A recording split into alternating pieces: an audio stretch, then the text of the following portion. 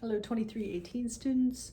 I wanted to just show you that a lot of questions we ask in this class can be solved very quickly if you take a certain point of view. So there are other questions that can be solved quickly using our rref other than just solve ax equal to b. For example, does a given vector like 1, 2, 3 belong to the span of these two vectors? Or do these vectors form a linearly independent set? These kinds of questions are as easy to solve as somebody just handing you a system of equations and you putting it into a matrix equation like ax equal to b and you solve for x, okay? So for example, the first question, does this vector belong to the span of these two? So remember in 4.1 you learned what linear combinations were, you learned what a span was, the set of all possible linear combinations, right? So if a vector belongs to a span then of some other vectors, then it can be written as a linear combination of them, right? And that means to say that there are two numbers from the field, here the set of reals, C1 and C2, such that C1 times the first plus C2 times the second is equal to the given vector, right? So if we can write this vector as a linear combination of these two, then this vector belongs to the span of those two. But this is a vector equation. And part of your work in 1.1 and 1.2 was getting used to the fact that every vector equation can be written as a matrix equation, ax equal to b, where, and you did a lot of exercises practicing this. Turn this down a little bit. Where here the matrix A would be the one with these vectors as its columns, and x in here would have to be C1, C2, and B would be the right-hand side there, 1, 2, 3. So to solve it quickly, I'm hoping you're used to this by now. To solve ax equal to b, you take a and b, make an augmented matrix, put it in the graphic calculator, then run the program rref on that, which performs Gaussian elimination and outputs the resulting reduced row echelon form, which, by the way, in your calculator, you won't see this, right? You'll just see that, and that looks like an identity matrix. So you got to remember the context in which you fed it this augmented matrix. It did Gaussian elimination on this augmented matrix. What you're looking at is an augmented matrix. And this is the tricky bit for students, to realize the context they're in and make this step. Oh, I have to put 1, 1, 1, and zeros everywhere else when I take this out of an augmented matrix and rewrite it as a system of equations. So look what we did. In this one problem we used that we had a vector equation here, we had matrix equation here, and now we're looking at the corresponding system of equations.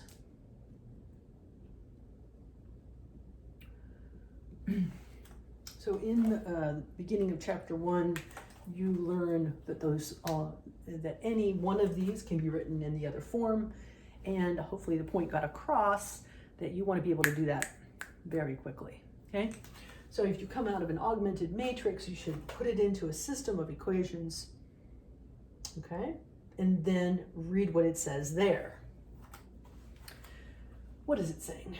That 1c is equal to c1 is equal to 0, and that c2 is equal to 0. Really?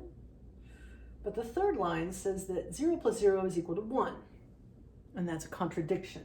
So it doesn't matter what else the augmented matrix was saying, that contradiction throws the whole thing out.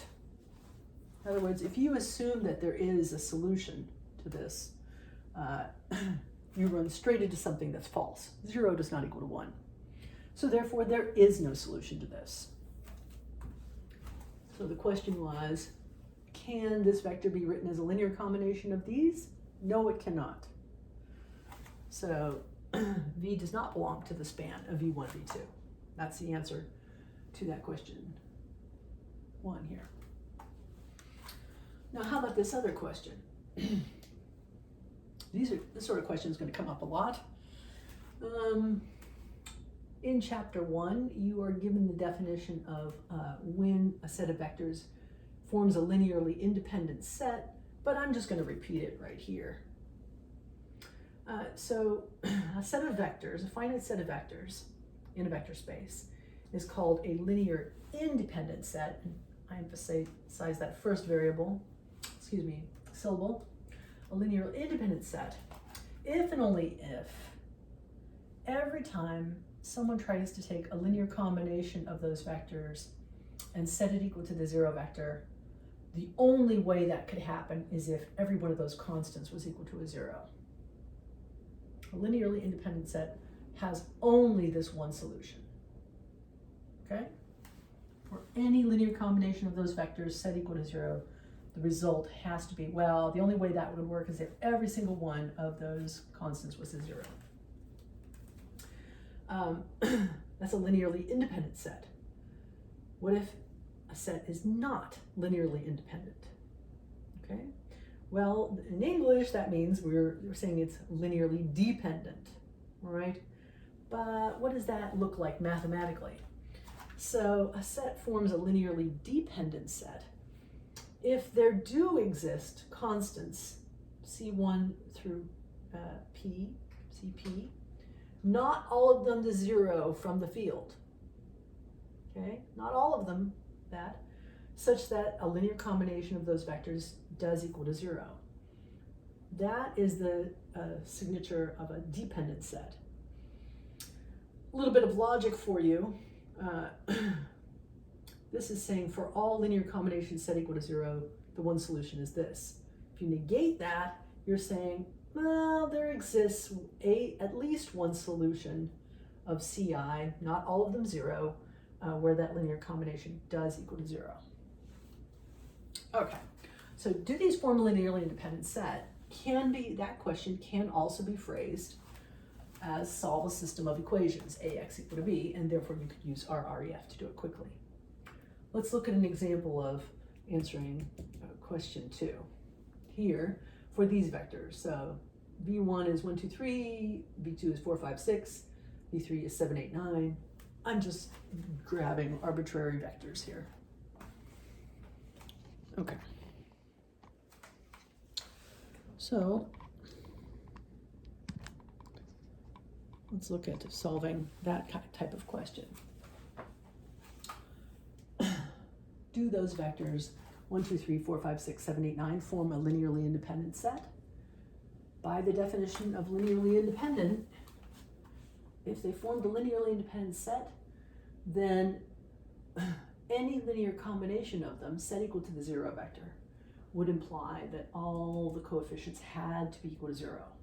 That would be the only result of solving that vector equation, right? There's a vector equation. Every vector equation can be reformed as a matrix equation. What would that look like?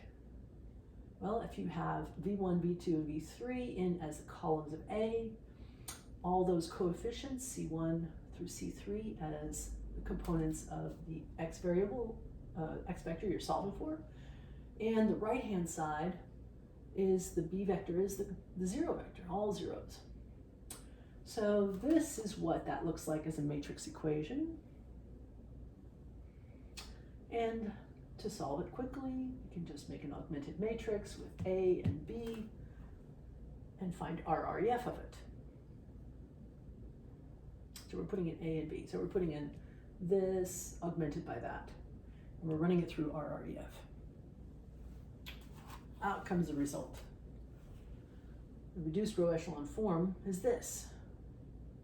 That's very easy. This part is very easy for students to do. Some semesters, I find there's a group of students who that's all they can do is run rref. So make sure that you can take these results and translate them, interpret them correctly. just get started by throwing all those coefficients right on top of the pertinent variables. So that means you've got to make sure you realized how this came from that, came from this, okay? All right, so if you just lay them down there and now simplify, what have you got? C1 minus C3 has to be equal to 0. C2 plus 2C3 has to be equal to 0. And 0 has to be equal to 0. That's not too hard, is it? In other words, we can rewrite these so that both C1 and C2 are functions of the value of C3. And that C3, since there's no constraint on it, it can be any real. So people will say C3 is free. Another way people will write this is they'll say C1 and C2 are parameterized by C3. So that means there are as many solutions to this system as there are real numbers. For any choice of C3, just make sure C2 is the opposite of 2 times it, and make sure C1 is the same thing as it, and you're done. So for example, C3 is free, so I can choose C3 to be equal to the number 1. And if it is, and if I let C1 equal to 1 and C2 equal to negative 2, then according to this result, I have a solution. That 1 times V1 minus 2 times V2 plus 1 V3 will be equal to 0. Oh, we could have seen that in the beginning, right? Let's go back to that question. Hindsight is 20/20, right? Where's that question?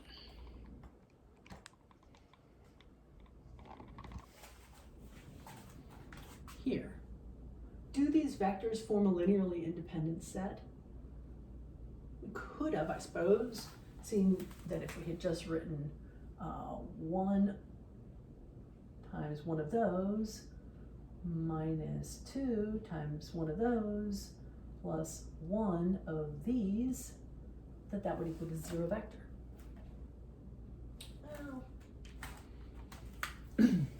nevertheless, we got there, and you can get there with any kind of set of vectors. You can answer the question, do these form a linearly independent set, quickly using rref and your knowledge of the equivalencies of all these types of equations. So, just to finish that question with some words, right? So there do exist constants that are not all 0, such that this linear combination of those vectors equals the 0 vector, and therefore the VI are not linearly independent. So they're not linearly independent means that they are linearly dependent. You could say the set of these vectors, V1, V2, V3, as specified in the question, form a linearly dependent set.